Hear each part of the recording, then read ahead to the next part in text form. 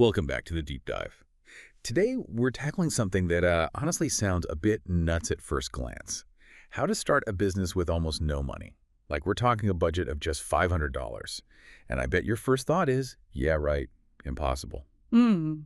Totally get that. It sounds, well, ambitious is putting it mildly.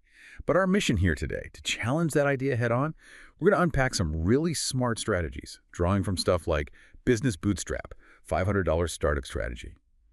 It suggests, maybe surprisingly, that lots of successful businesses started with way less than you'd think. It seems the secret sauce isn't a huge bankroll, but, a killer idea, tons of hustle, and just being super creative with every single dollar, making it count. Exactly. And that's what we want to give you today. Think of this as a shortcut to understanding that kind of resourceful entrepreneurship. We're stripping away the noise to show you what really matters when you don't have a lot of initial cash. It's about leveraging what you've got. Okay, so let's dive right in. The $500 question. How on earth do you actually start something real with that? I mean, $500 barely gets you a decent toolkit these days, never mind a whole business setup, right? Hmm. And aren't you just going to look, I don't know, kind of cheap or unprofessional starting so small? Yeah, that's a really common fear, and it's exactly what that bootstrap thinking pushes against. It argues you need a fundamental shift. Like, stop picturing businesses that need loads of inventory or a physical shop. Instead, focus on what are called service-based businesses. Service-based, okay. Yeah, these are flagged as the most capital-efficient ventures possible. Why is that? Because your main assets aren't things you buy. They're your skill and your time. It's about what you can do. Right. Can you clean? Are you good with pets? Can you write, edit video? These are valuable skills people absolutely pay for. And crucially, they don't require massive upfront costs for equipment or, property. You're selling a solution. Okay, that makes sense. Focus on services. So we know the what's. Let's get into the how. With just that $500, every single cent needs to pull its weight.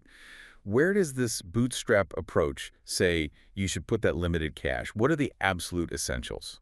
Right. With a tight budget like that, the advice is pretty clear. Your money needs to be laser focused on two main things: essential tools and your initial marketing push. Tools and marketing. Got it. And the big goal behind that spending, it's all about making you look credible and professional. Things your customers will actually see and notice. Ah, okay. So not necessarily fancy back-end systems yet. Exactly. So, for instance, if you're starting that cleaning service, maybe use the $500 for really good, professional-looking cleaning supplies. Maybe even a simple uniform shirt. Makes sense. Looks the part. Right. Or if you're a freelance writer, maybe it's getting a proper website domain, yourname.com, and a professional email address instead of a generic Gmail one. The whole point is projecting legitimacy.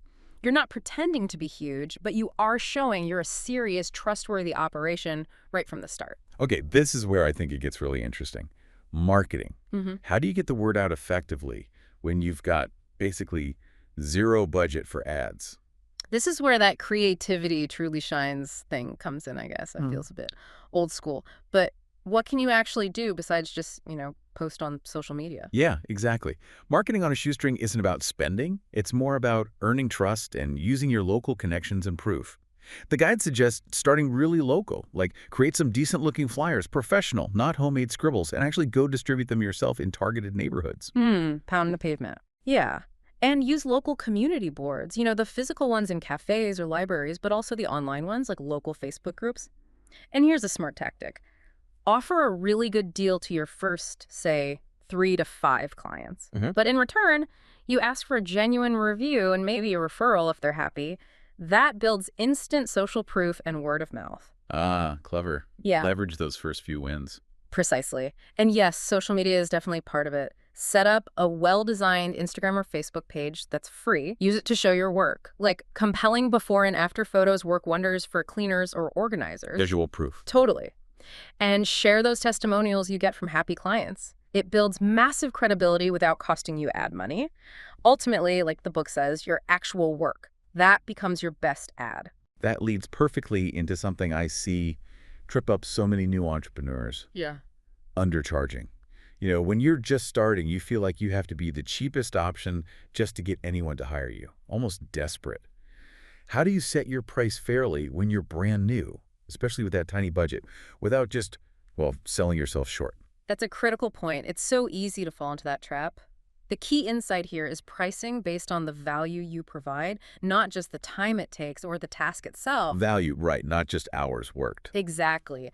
That bootstrap material is really clear on this. So cleaning someone's house, you're not just cleaning. You're giving them back their weekend, their free time. You're reducing their stress. That's valuable. Okay, I see. Framing it differently. Or writing copy for a small business. Hmm. You're not just typing words. You're helping them connect with customers, build their brand, hopefully make more money. That has significant value. Right. So the advice is, start with a fair rate that reflects that solution you're offering. Don't lowball yourself. And then be ready to raise your rates as your reputation builds and you get busier. Don't undervalue your skills just because you're starting lean. That value pricing is so important. But still, even doing all that right, starting with that just $500, it just feels like such a disadvantage compared to businesses with deeper pockets. But the source material flips that, doesn't it? How does it argue that this tight constraint can actually be a good thing? Like, it forces you into shape. An entrepreneurial bootcamp? It absolutely is framed that way. If we connect this to the bigger picture, that small budget isn't seen as a weakness. It's described as a forcing function. A forcing function. Explain that. Well, it basically forces you, the entrepreneur, to be incredibly resourceful. You have to think strategically about every single penny. You have to be laser focused on what genuinely moves the needle for your business. Because you literally can't afford not to be. Precisely. You can't waste money on non-essentials. You're forced to find free or cheap solutions, to innovate out of necessity, and to prioritize ruthlessly just to survive and grow. And here's the kicker. Those skills, resourcefulness, strategic thinking, focus, efficiency, adaptation, those are the exact skills that make for a successful entrepreneur in the long run, no matter how much money they eventually have. Hmm. So starting small actually builds the right muscles. You got it. It hones your ability to execute cleanly and adapt quickly. It makes you a sharper, more resilient business owner. Wow. Okay, this deep dive really has laid out a practical roadmap. From picking the right kind of service business to spending that initial $500 super wisely. Yeah. Getting creative with marketing that doesn't break the bank, and crucially, pricing based on your true value. It definitely shows that starting lean isn't just, possible, but it could actually be a powerful way to build a strong foundation and sharpen those entrepreneurial skills. And that brings us to a really interesting thought for you, our listener, to chew on. This raises an important question. How could a tight constraint, like a limited budget maybe in your work, maybe even in your personal life, actually become your greatest asset? Think about it. How might that kind of limitation force you to innovate, to focus in ways that having plenty of resources might not? What forcing function could you maybe even deliberately embrace in your own world to sharpen your focus and push your creativity? Something to think about.